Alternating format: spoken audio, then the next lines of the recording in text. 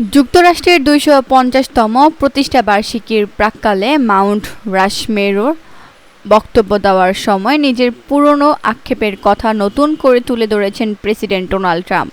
মার্কিন যুক্তরাষ্ট্রের নানা সাফল্যের কথা উল্লেখ করার ফাঁকে তিনি অভিযোগ করেন তাকে এখনও নোবেল পুরস্কার দেওয়া হয়নি।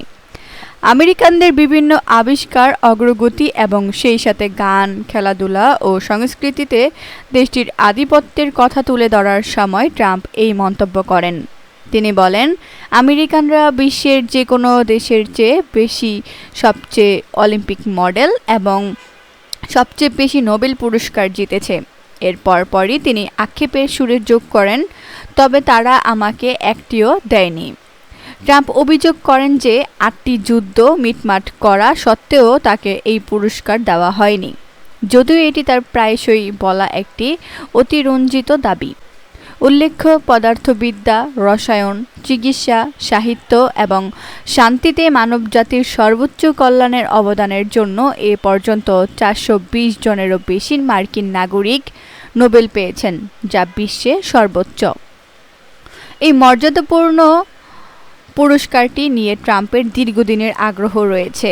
এমনকি নিজের দ্বিতীয় মেয়াদের শুরুর দিকের অনেকটা সময় তিনি শান্তি পুরস্কার পাওয়ার জন্য প্রকাশ্যে তদবিরও করেছিলেন।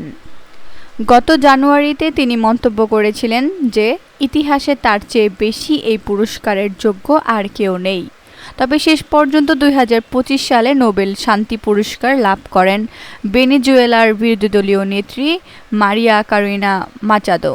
গত ফেব্রুয়ারিতে তিনি তার মেডেলটি ট্রাম্পকে দেওয়ার সিদ্ধান্ত নিলেও নোবেল কমিটি দ্রুতই স্পষ্ট করে দেয় যে এটি সম্পূর্ণ একটি প্রতীকী বিষয় মাত্র।